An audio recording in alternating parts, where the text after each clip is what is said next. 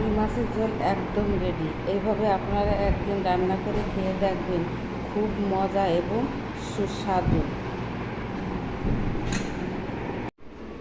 Hello guys, নমস্কার। কেমন আছো তোমরা? আশা করি ভালোই আছো। আর আমিও এক প্রকার ভালো আছি। আজকে আমি রান্না করব আলু দিয়ে রুই মাছের ঝোল। চলো তাহলে ঝটপট রান্না করে ফেলি। চুলায় ফ্রাই প্যান বসিয়ে সাদা তেল দিয়ে দিলাম। এখন আমি এক এক করে মাছ দিয়ে দিব।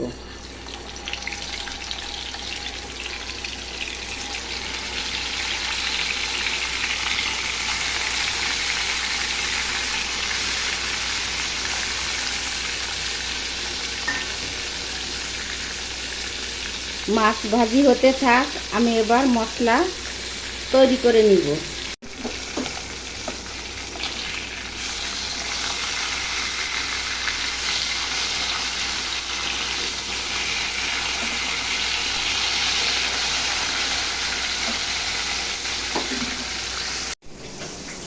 ছেলেকে আম কেটে দিয়ে আসি।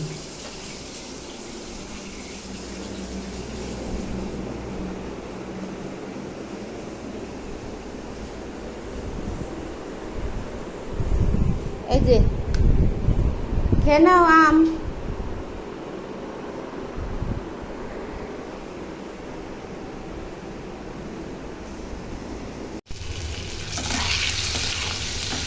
আলু ভাজি করে নিই।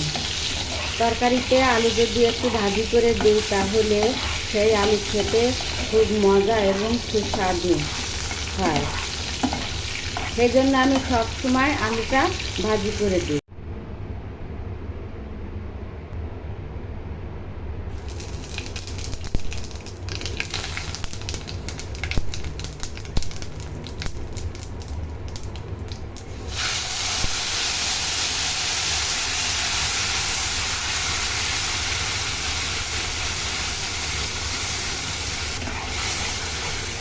আর এখানে আছে পেঁয়াজ, রসুন, আদা, টমেটো পেস্ট।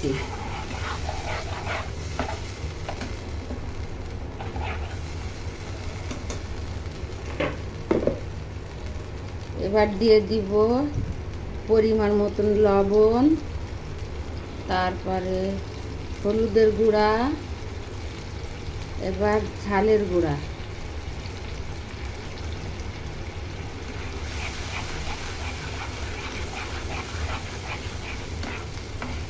ঢেকে দিয়ে কষাতে থাকবো।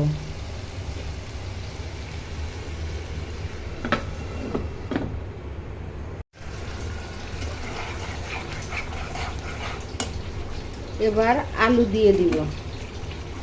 আলু দিয়ে আবারও কষাইতে লাগবো।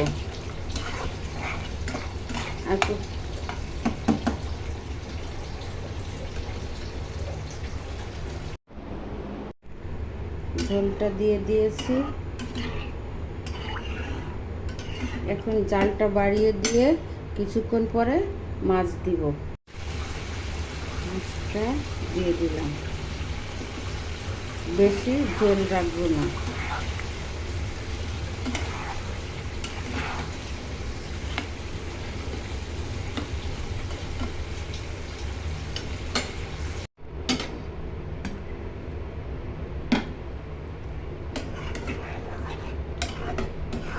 আমার তরকারি হয়ে গিয়েছে। এখন আমি উস্তে আলু ও বেলে মাছ দিয়ে ঝোল করার জন্য আমি প্রথমে বেলে মাছ ভাজি করে নিব। লবণ হলুদ মাখিয়ে ভালো করে ভাজতে হবে। বেলে মাছ নরম, তাই একটু শক্ত করে ভাজতে হয়, কড়া কড়া করে, তাহলে তরকারিতে দিলে আর ভাঙে না। ওই তেলের ভিতরে আমি জিরা ফোড়ন দিব। জিরা একটু ভাজা ভাজা হয়ে আসলে তার মধ্যে আমি এই তরকারি দিয়ে দিব আলু ও উচ্ছে। আলু ও উচ্ছে সাথে নাড়াচাড়া করতে হবে যাতে আলু ও উচ্ছের ভিতরে যে পানিটা আছে ওটা শুকিয়ে যায়। আমি এর ভিতরে কাঁচামরিচ দিয়ে দিয়েছি। এবার হলুদের গুঁড়া, পরিমাণ মতো লবণ দিয়ে আবার মিশাইতে থাকবো, ভালো করে কষাতে থাকবো। কষাতে কষাতে তেল উঠে আসবে। বন্ধুরা, তোমরা আমার এই ভিডিওটা দেখে যদি কোনো অংশে একটু ভালো লেগে থাকে তাহলে তোমরা লাইক, কমেন্ট, শেয়ার ও সাবস্ক্রাইব করবা। নতুন বন্ধুরা তোমরা সাবস্ক্রাইব করে আমার পাশে থেকে যাবা, আর পুরাতন বন্ধুরা লাইক, কমেন্ট, শেয়ার করে আমার পাশে থাকো, তাহলে আমার ভালো লাগবে। এবার বেলে মাছটা আমি তরকারির মধ্যে দিয়ে দিলাম। দেওয়ার পরে তরকারি প্রায় শেষের পথে হয়ে আসছে। তরকারি আমি আর 1 মিনিট রেখে নামিয়ে নিব। তরকারি হয়ে গেছে। বন্ধুরা, তোমরা ভালো থাকো, সুখে শান্তিতে থাকো, আর আমিও যেন ভালো থাকতে পারি এই শুভকামনা করে আমি শেষ করছি।